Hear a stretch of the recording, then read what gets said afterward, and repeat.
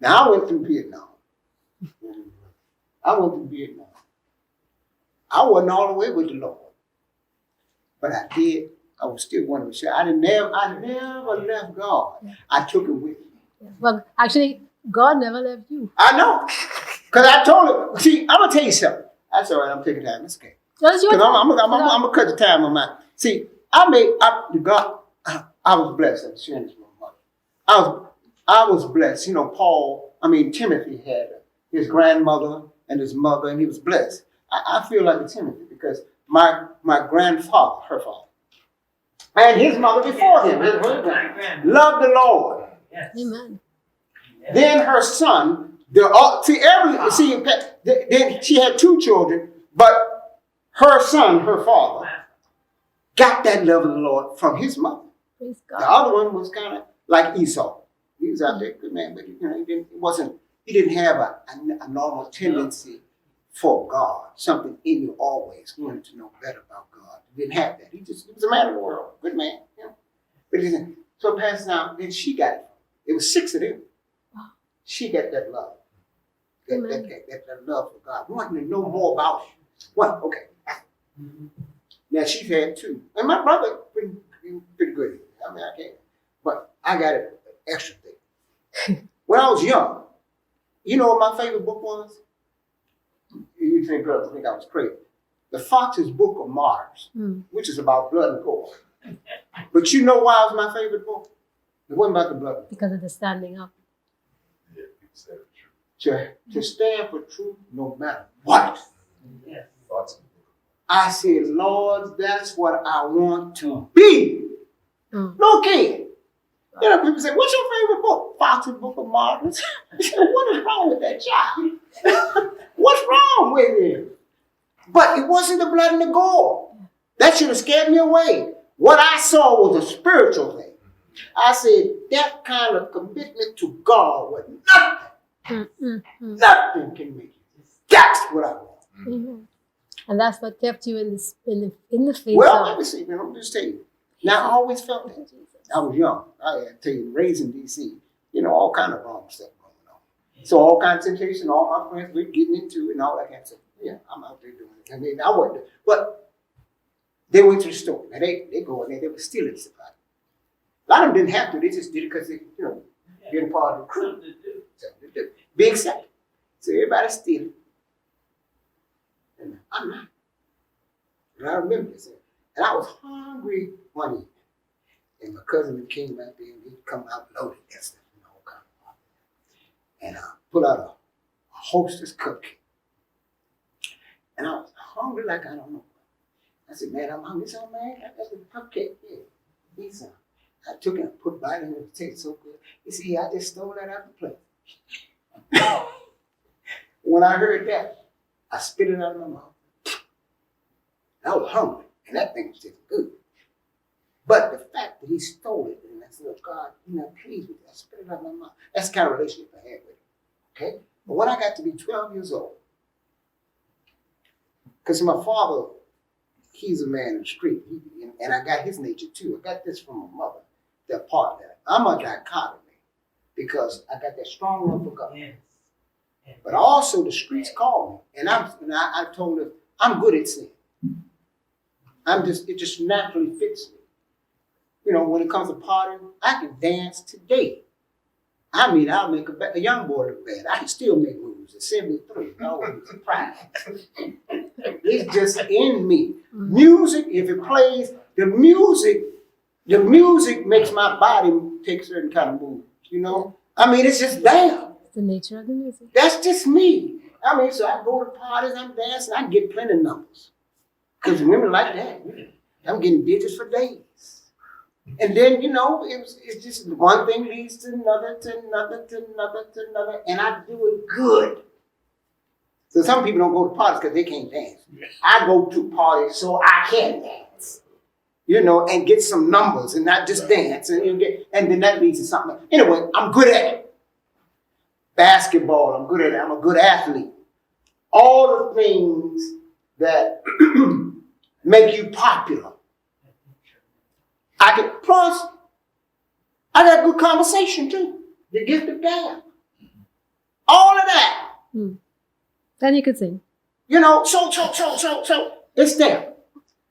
But now at 12 years old, the call of the streets is just calling me. You know, it's like if you're good at a thing, you know, you practice at home, basketball stuff. After a while, you want to go to the basketball court. They show you skill. So I said, I want just the Lord. And I talked to him, but you know what I did? I talked to the Lord. So we're going to stay on time. We're going to finish at 1 o'clock. I mean, service. We got that. So it's just 45 minutes away, but high the time. We ain't going past 1. So I'm taking time here. I talked to God. I said, Lord, I always felt that God had something he wanted me to do. I didn't know what. But I always felt that God had something that was significant. I didn't know what. But I did always felt that.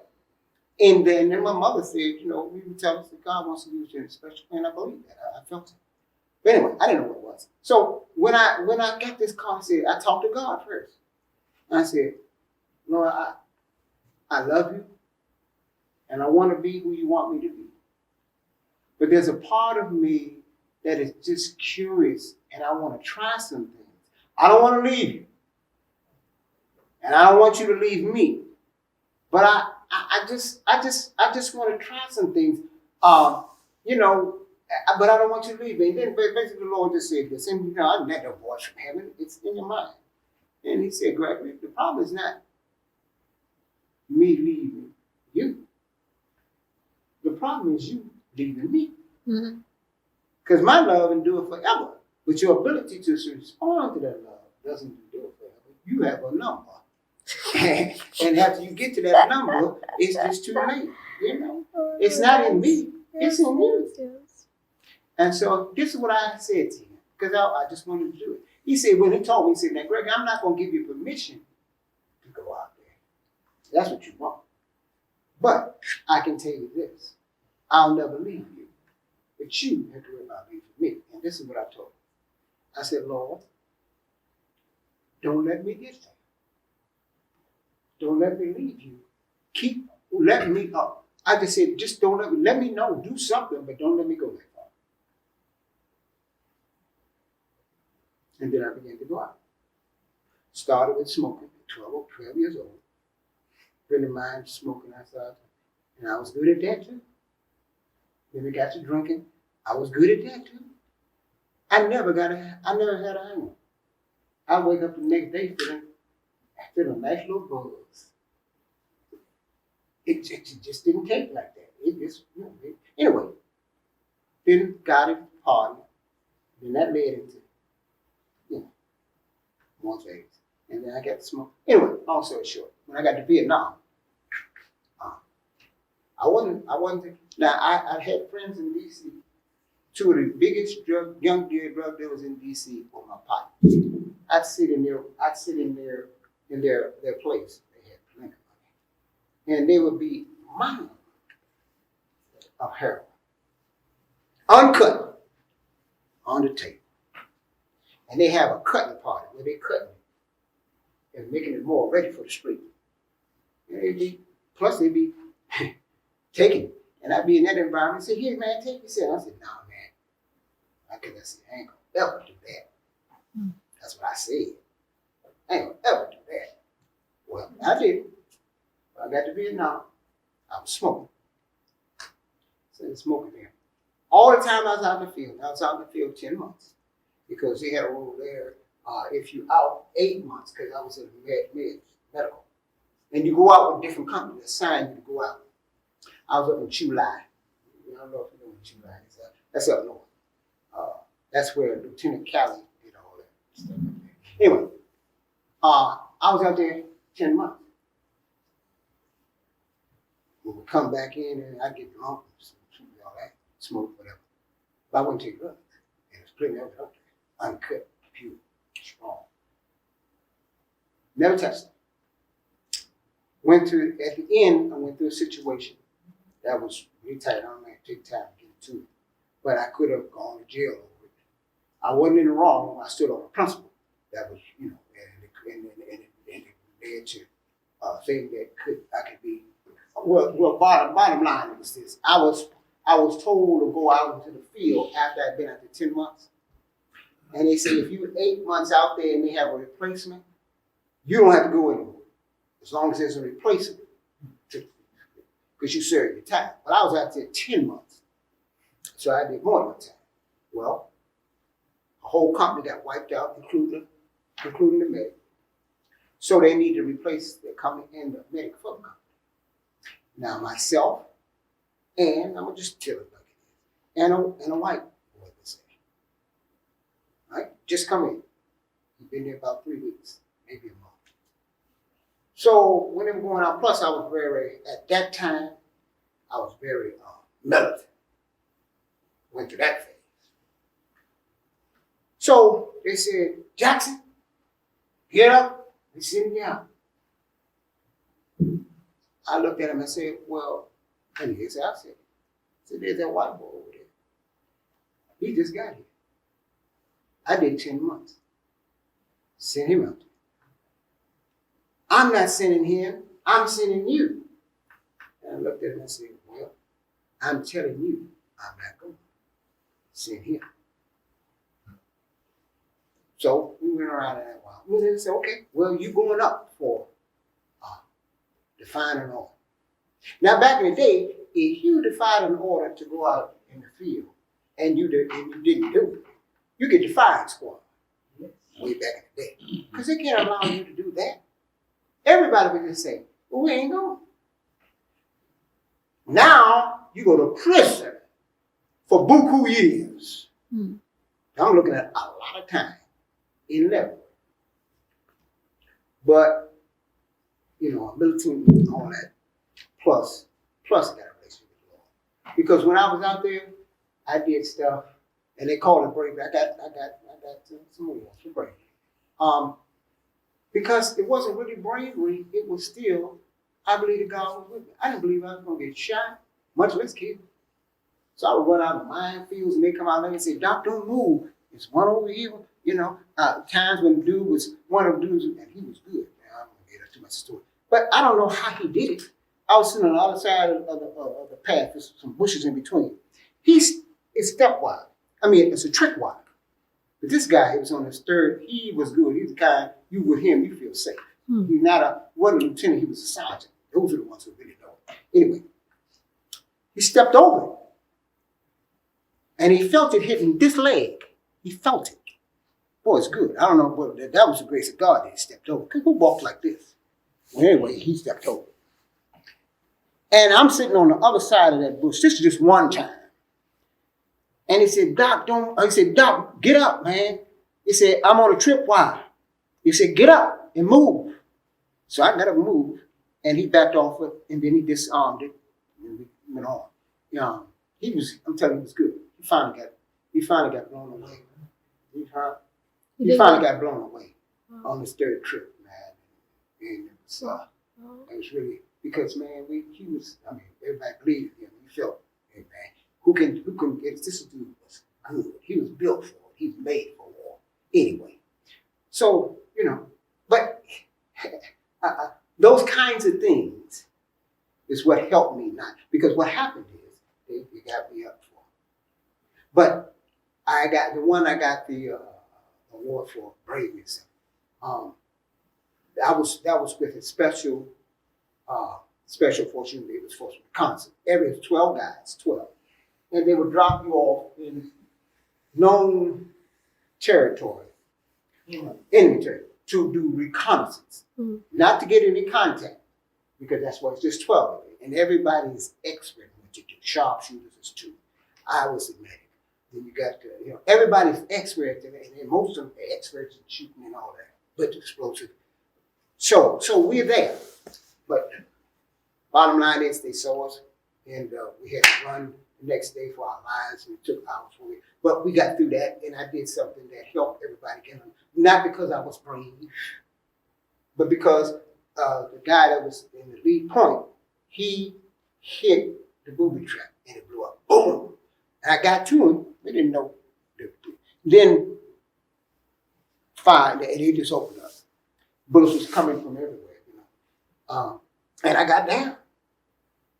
But I'm in a position because I'm up here, over here, in the middle, they got them, and they're there, and I'm at a position where I can begin to shoot in a way that kind of gets them off of them and lets them get up and get to the. So I began to do that. Not out of bravery, out of survival. You know, you do what you got to do. You know, I got to get up out of here. Everybody's stuck there. So, you know, it wasn't a valid move on my part. It was survival move. Anyway, we got, long story short, we made it back. When I went up for trial, all of the people that I served with, the different, came to and spoke in my behalf, and especially this one. And they talked about David Wood. And so it was so clear that it was based on prejudice and all of that. And that's even still the grace of God, because you can't allow somebody to disobey an order, to go out in the field. The least I should have done is gone out there first, and then hope somehow it would come before. But it wouldn't. It wouldn't, and I knew that. It was just been brushed under the rug. So I said, I'm not going. Bottom line is, here's what they did.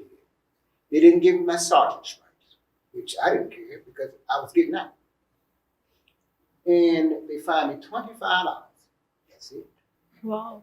Yeah, but that's gone. That's gone. Because it could have been a firing squad. Oh, no, not firing squad. Oh, you would have been jailed? 11 words. Wow. Time. They're not going to shoot you. They're not going to shoot you. Yeah, Okay. they're not going to shoot you. But you're going to jail. You got to be an example. They can't let somebody not go and not have consequences. You know what would happen? Of course. That would be wrong. Yeah. But this was so blatant. And all, like I said, all the companies, especially that one I told you about, they came and said, no way is this man a cop. No way. Because he did what he's supposed to do. And, you know, he said, and he shouldn't go to jail. He was right. He served his time. He served his time well. And this man hadn't even seen action. He's supposed to go. Mm-hmm. You know, so they said, okay. And so that's what happened. So when I went to thing, I'm closing off here. That's when I started doing heroin. I only had a month left. Wow. But you know, see, the devil knows the personality. And if you out there dance with him long enough, he gets you. Now, you can't get me in pressure because I want to be clear-minded. I want to make the right decisions. I want to, talk to the Lord, all that. But now the pressure's off. We're in partying mode. That's me now. I party. And say, come on, Jackson, man. With crew of guys, they said, man, we got this heroin here. This stuff is off the hook, man. You need to try it. And the first night I didn't do it, and they would say, oh man, you're a pot pooper. The next night, they say, come on, man. And then sometimes say, okay, man, let me just try it. I ain't stupid. I'll never be a drug addict. Okay. They said, okay, that's all right. Just try it. I took that stuff, and it was so pure. I just smoked it. I didn't snort it. I didn't shoot it. I smoked it. Man, after I smoked it, a couple, 2-3 puffs, I just went in it, and then I puked. Once you spit up, that's when it hit. The feeling of euphoria, I can't explain it, but it connects with your it's not the endorphin that makes you feel good. Yes. It makes you could be sitting in a puddle of mud with all kinds of vermin and feel like you in heaven. Mm-hmm. It just gives you a feeling of euphoria that no matter what your surroundings, it's emotionally addictive. If you are into feeling good, mm-hmm.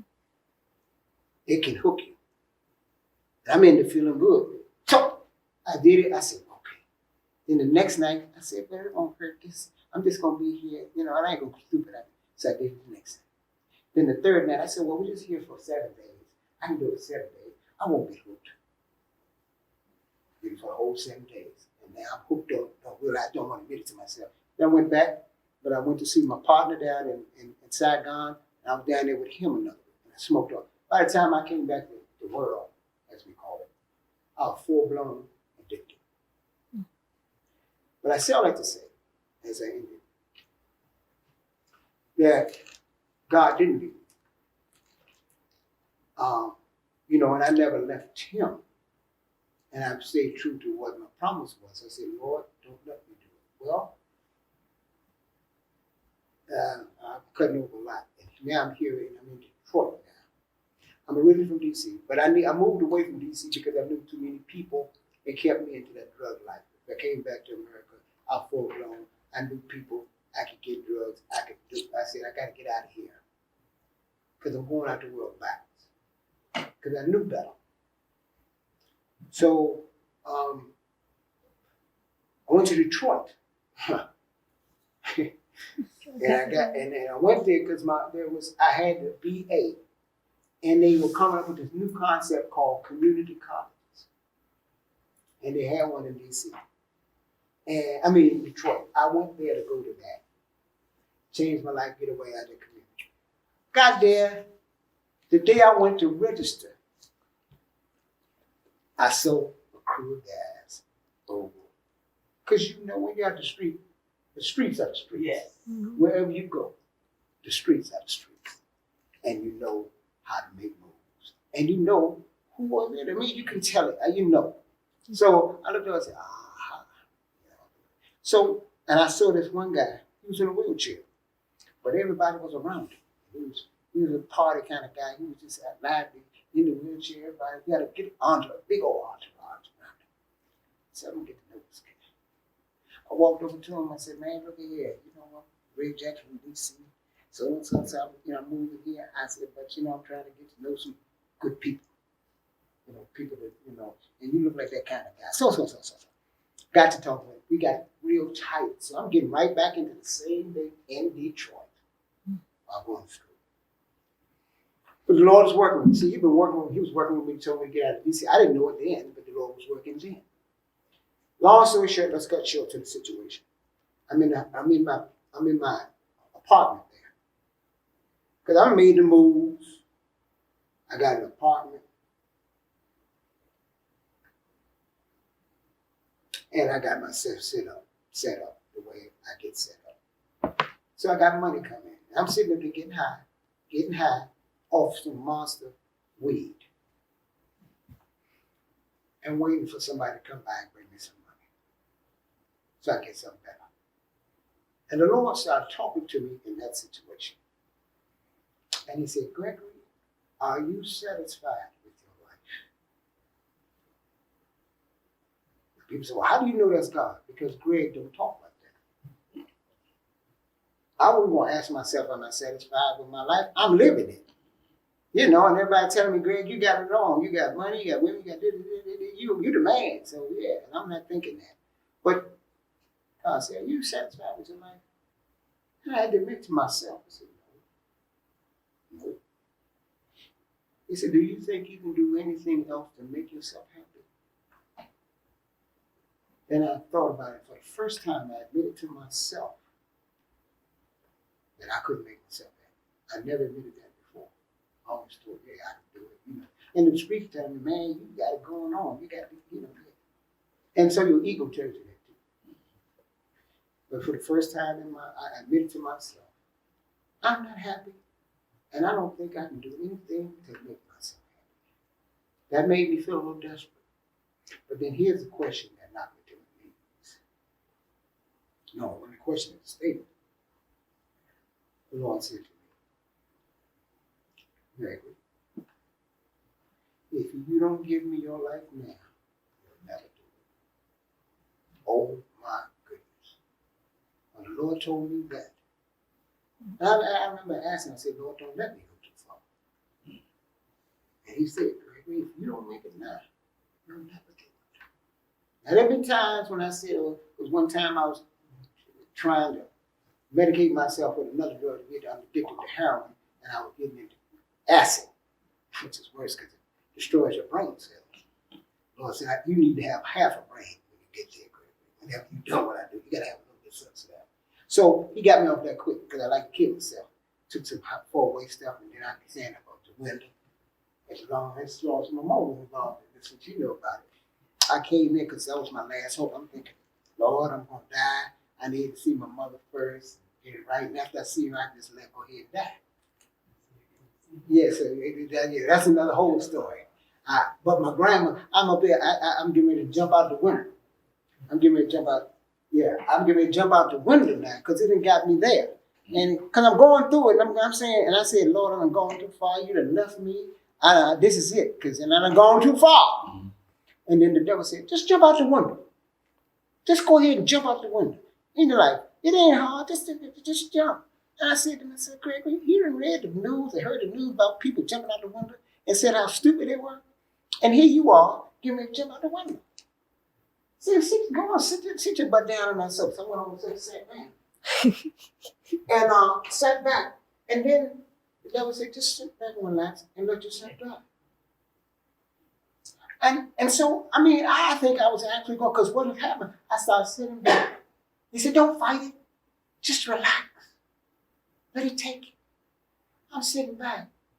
And I felt like I was falling in a deep, dark pit and nothing was stopping me. I couldn't stop myself. And I was just getting more and more momentum, falling deeper and deeper into the darkness. Until there was a little light that shined, and it grew and grew and grew and grew to a thought that said, talk to God. So I started talking to God. I said, Lord, help me. I can't save me. So I know I'm going too far, but don't leave me now. And then I felt a whine back. Lord, I called my grandma, got that, finally got out of that. I said, I'll never do this again, but I didn't leave it. I didn't do that anymore, but I was still like, this one said, no, you can't go back. If you don't do it all the way, I did it that night. From that on, I'm going to cover a lot because I could tell you story. But I'm going to stop right here.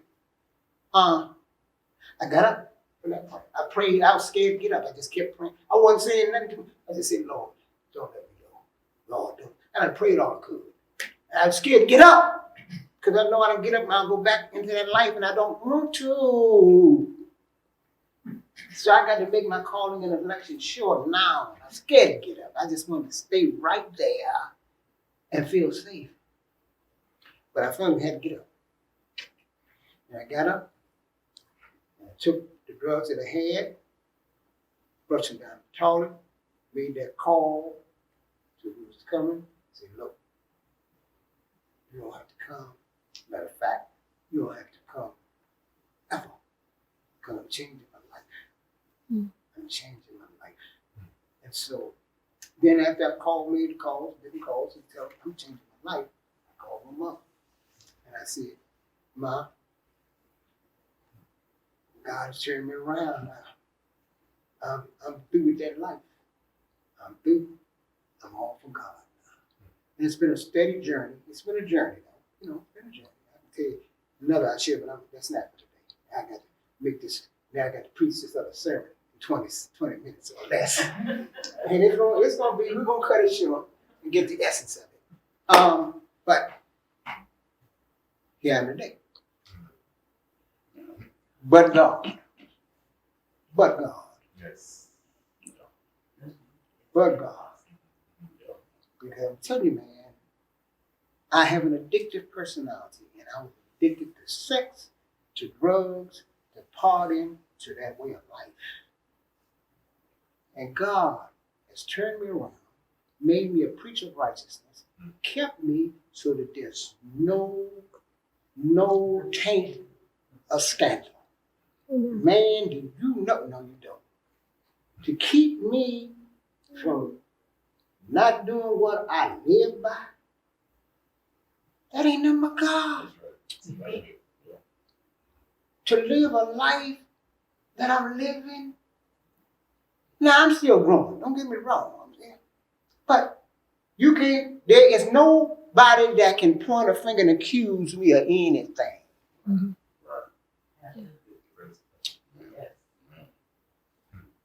That ain't nothing but God, y'all. I'm telling you, He is awesome. Yes, He is. We don't understand the birthright that we have. This is a solution to the world. There are drug addicts. There are all kinds of problems. There's nothing too hard for God. I can take anybody, I don't care what their problem is, and I can tell them how they can become free and find peace and joy and happiness, fulfillment. I've learned, as Paul says, how to be content in whatever state I find myself. I am a happy man. Believe me, I am a happy man. Content. Now, let's go.